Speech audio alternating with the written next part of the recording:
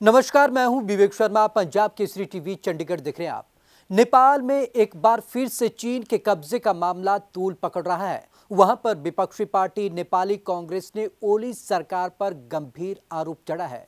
उन्होंने साफ तौर पर कहा है कि हुमला जिले में जो कब्जा हुआ है वो ओली सरकार की शय पर हुआ है। क्या आखिरकार क्या है ये पूरा मसला, चलिए आपको दिखाते हैं।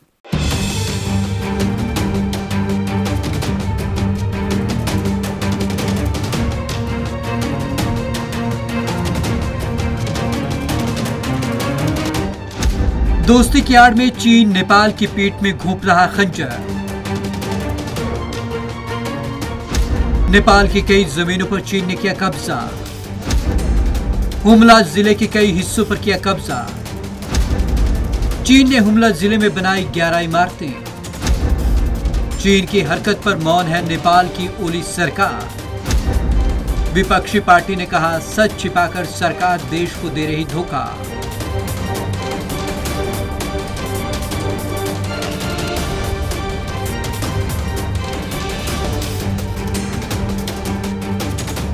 चीन की विस्तारवादी नीति से दुनिया वाकिफ है।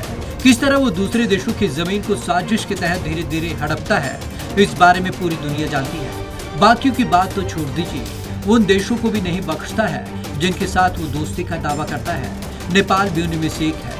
हाल के दिनों में चीन नेपाल के कई इलाकों पर आहिस्ता आहिस्ता कब्जा कर चुका है, लेकिन नेपाल की ओली सरकार मौन है। नेपाल में चीन की साजिश।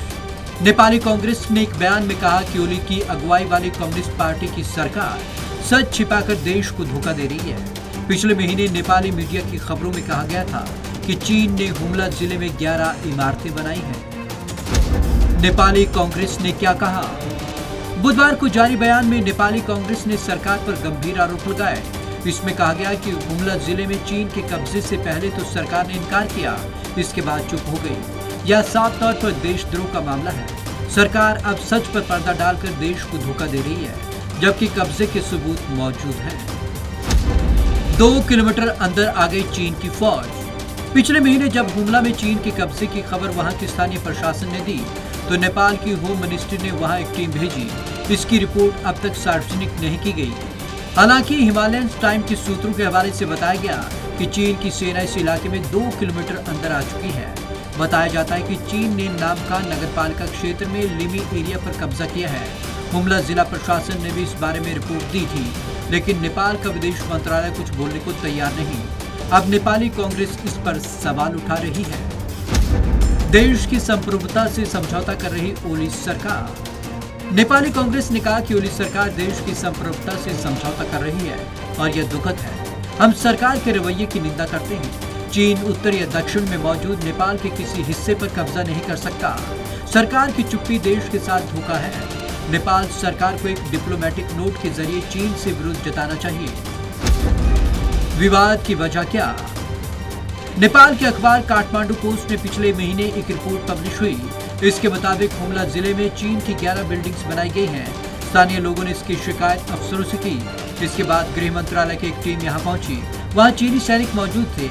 हाल ये है कि चीनी सैनिकों ने वहां नेपाली नागरिकों के प्रवेश पर भी रोक लगा दी है।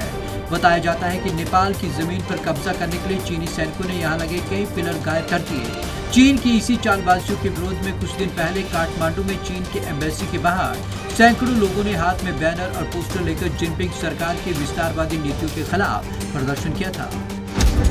दबाव बनाने की कोशिश कर रहा चीन। नेपाल के अफसरों की टीम यहां मुआयना करने पहुंची तो चीनी सेना ने वहां अपने ट्रक, टैंकर और जीपें भेज दी। इन सभी में मौजूद सैनिक थे। चीनी सैनिकों ने नक्शा दिखाते हुए दावा किया कि यह क्षेत्र उनकी सेवा में आता है। चीन की एम्बेसी के प्रवक्ता झेंगसी ने कहा था, इस बारे में पहले भारतीय मीडिया ने खबरें फैलाई थी। अब नेपाली मीडिया भी यही कर रहा है। यह हमारा इलाका है और इसलिए वहाँ बिल्डिंग्स बनाई गई है।